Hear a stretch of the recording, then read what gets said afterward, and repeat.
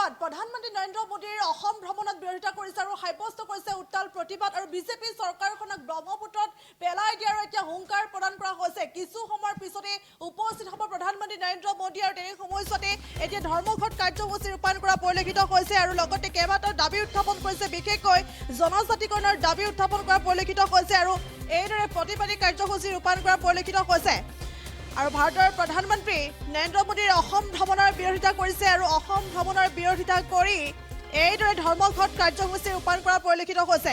টাই আহোম যুৱ পৰিষদ অসম টাইপাৰ গোলাঘাট জিলা সমিতিয়ে গোলাঘাট নগৰৰ মাজমজিয়াত ত্ৰিমূৰ্তি ক্ষেত্ৰত দুঘণ্টীয়া ধৰ্মঘট কাৰ্যসূচী ৰূপায়ণ কৰা পৰিলক্ষিত হৈছে আৰু লগতে প্ৰধানমন্ত্ৰীগৰাকীৰ যি অসম ভ্ৰমণ কাৰ্যসূচী দুদিনীয়া অসম ভ্ৰমণ কাৰ্যসূচীক এতিয়া বিৰোধিতা কৰিছে টাইপাই।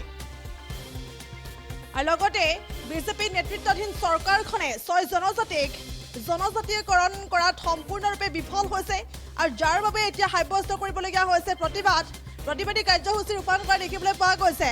আৰু লগতে উল্লেখ কৰা হৈছে যে 2026 চনৰ আগতে জনজাতিকৰণৰ লগতে দাবীসমূহ যিসমূহ দাবী আছিলে উত্থাপন কৰা হৈছে, সেই দাবীসমূহ যদি মানি নলয় তেনেহ'লে চৰকাৰৰ প্ৰতিটো কামত টাইপাৰ প্ৰতিবাদৰ সন্মুখীন হ'ব লাগিব।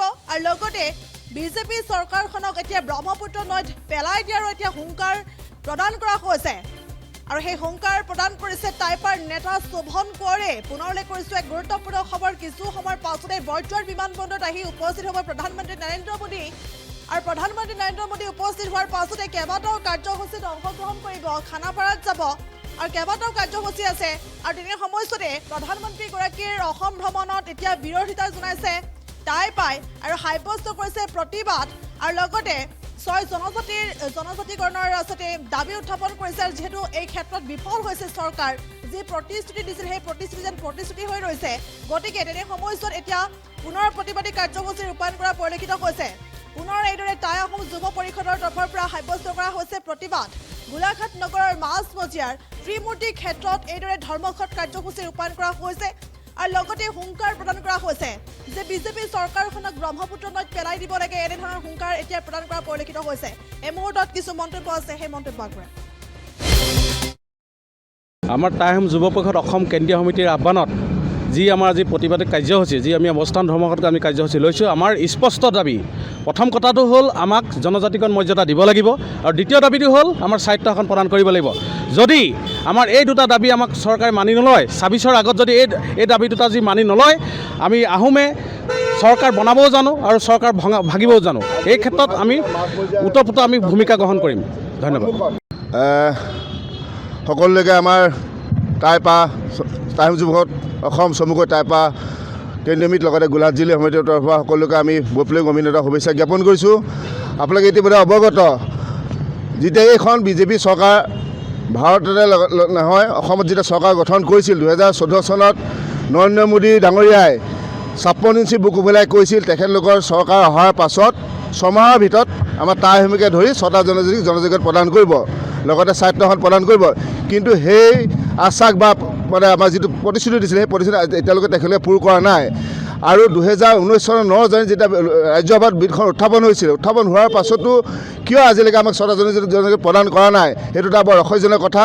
কি সূত্ৰে আমাক জনজাতিক প্ৰদান কৰা, আমাৰ কি নাই, আমাৰ জাতিগত আমাৰ জন্মসূত্ৰে আমাৰ অধিকাৰ আছে আমাৰ জনজাতিকৰণ প্ৰদান কৰিব বাবে আমাৰ টাই আহোমকে ধৰি 6টা জনজাতিক কৰক। লগতে আমাৰ ধৰ্ম কৃষ্টি সংস্কৃতি আমাৰ চব আছে, চব থকা স্বত্বেও আমাক জনজাতিকৰণ প্ৰদান কৰা নাই। তেখেতলোকে কি ৰাজনীতি যিটো বৈতৰণি পাৰ হোৱাৰ আগত তেখেতলোকে চব ইলেকশ্যন হোৱাৰ আগত আমাক চব কয় যে ইলেকশ্যন হোৱাৰ আগতে তেখেত আমাক 6টা টাই আহোমকে ধৰি 6টা জনজাতিক প্ৰদান কৰিব।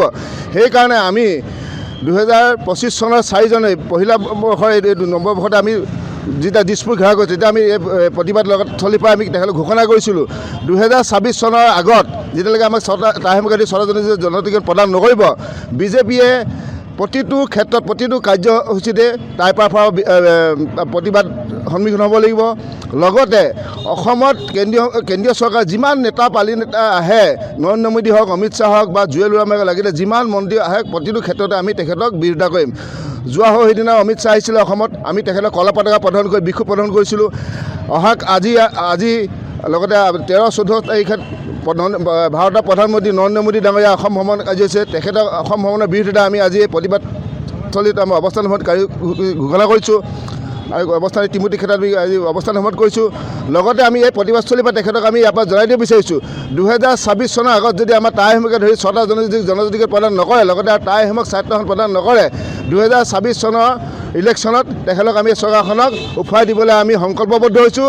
টাই আহোমকে ধৰি 6টা জনজাতিকৰণ সংকল্পবদ্ধ হৈছে। 2026 চনৰ ইলেকশ্যনৰ আগত যদি আমি জনজাতি প্ৰদান নকৰে, তেতিয়া এই বিজেপি চৰকাৰখন আমি ব্ৰহ্মপুত্ৰ নদীত উটুৱাই দিবলৈ সংকল্প লৈছোঁ।